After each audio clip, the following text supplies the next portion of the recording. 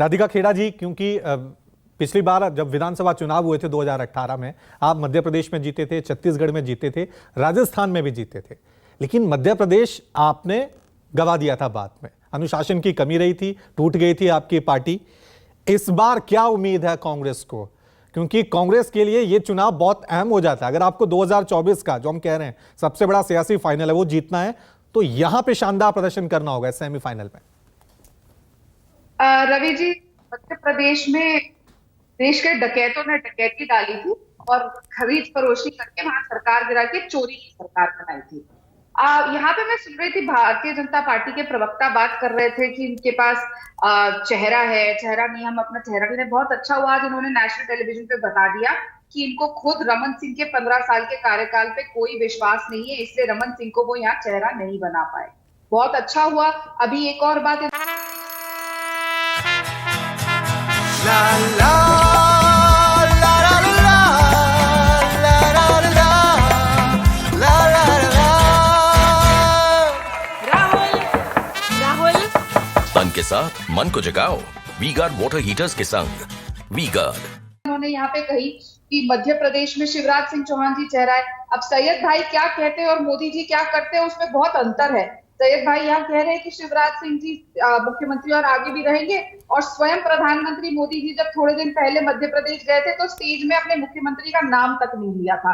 तो क्या कितना विश्वास इनको खुद के कामों पे और खुद के चेहरे पे और भारतीय जनता पार्टी की सरकार पे है, वो मोदी जी ने बता दिया। और अगर आप जिस तरीके से कह रहे थे और 2024 की बात कर रहे थे कि प्रचंड बहुमत से आएगी, सर पहले ये 5 राज्यों के चुनाव तो जीत के दिखा दीजिए। 2024 तो अभी दूर है, अगले साल है।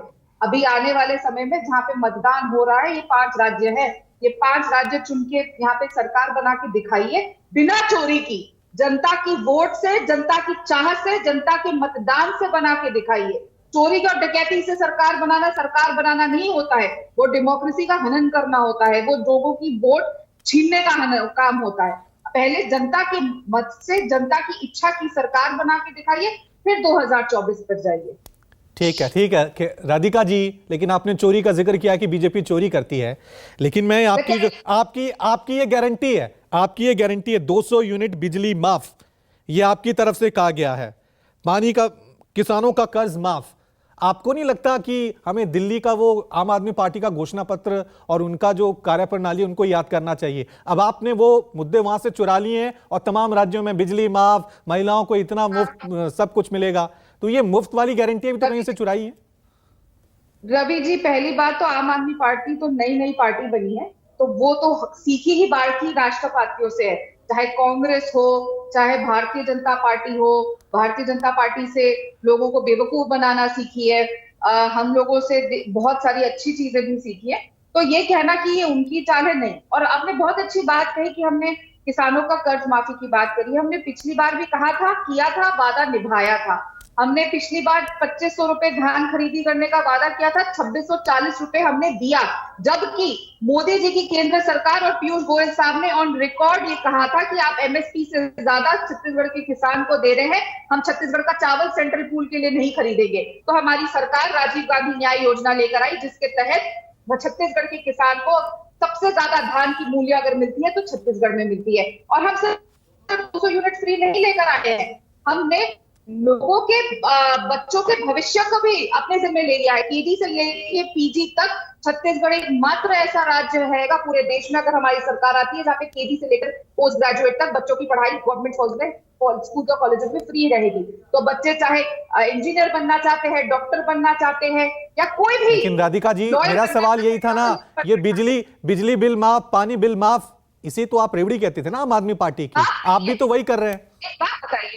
एक बात बताइए, मोदी जी ने, आपको पता है मोदी जी हमारे यहाँ पे जो इन लोगों ने जुमला पत्र दिया, कपट पत्र दिया छत्तीसगढ़ में, उसमें मोदी जी का साइन है, वो मोदी जी के नाम पे है। एक भी स्टेट लीडर का नाम नहीं है रवि जी, मोदी जी की फोटो है, मोदी जी का सिग्नेचर है, और उस पर लिखा हुआ है कि 500 रुपए में यहाँ पे सिलेंडर दे दो। अरे इतना ही मोदी जी का साइन और मोदी जी के नाम पे है, तो पूरे देश में क्यों नहीं कर दिया इन्होंने? अभी चुनाव आ रहे हैं यहाँ पे छत्तीसगढ़ में, तो सिर्फ छत्तीसगढ़ की जनता के लिए। लेकिन हमने क्या किया है, हमने एक सब्सिडी दी है कि 500 रुपए घर की महिला के खाते में आएंगे, जिससे अगर सबसे कम सिलेंडर पूरे देश में कहीं होगा 400 कुछ 470 के आसपास होगा, वो हमारे यहाँ होगा। उज्ज्वला योजना के तहत जिनको सिलेंडर मिलता है उनको सिर्फ मात्र 100 रुपए कुछ पे मिलेगा, क्योंकि 500 रुपए सब्सिडी आपके खाते में आएगी। ये दाम बढ़ाते, और मैं फिर कहना चाहूंगी आपके माध्यम से मोदी जी को, और सईद भाई यहाँ बैठे हैं, उम्मीद करती हूँ कि देश की जनता की, बाकी प्रदेशों के लोगों की आवाज मोदी जी तक पहुंचाएंगे जब अपना सिग्नेचर करके जारी करते हैं। ठीक है। वैभव को इशारा कर रहे हैं। वैभव क्या अपडेट है आपके पास? जी बिल्कुल, मेरे साथ देखिए केदार कश्यप आ गए हैं, नारायणपुर से भाजपा के प्रत्याशी हैं और बीजेपी प्रदेश संगठन के महामंत्री भी हैं। केदार जी, कैसा रहा है चुनाव? अभी बस्तर संभाग में कैसा चुनाव देखे हैं? बस्तर संभाग के पूरे छत्तीसगढ़ में परिवर्तन की लहर है। कांग्रेस ने जो वादा खिलाफी की थी और उसके चलते लोग स्वस्फूर्त निकल करके इस सरकार को यहाँ से हटाना चाहते हैं, और भारतीय जनता पार्टी की जो इस छत्तीसगढ़ का राज्य का निर्माण किया और जिन्होंने बिना कोई वादे के सारे कालते घोषणाओं को पूरा किया, जमीन स्तर पर लाया, ये भारतीय जनता पार्टी का है। कांग्रेस पार्टी के लोग केवल वादे करते रहते हैं। 60 साल तक उन्होंने केवल वादे करते रह गए, लेकिन कभी भी लोगों को सही तरीके से लेकिन कांग्रेस अभी भी कह रही है कि बीजेपी पे भरोसा बस्तर के जनता को अभी भी नहीं है। 12 की 12 सीटें कांग्रेस जीत रही है। देखिए, कांग्रेस को भरोसा नहीं है, और कांग्रेस इसलिए अभी जो टेक लाइन है। ठीक है, लौटते हैं आपके पास वैभव।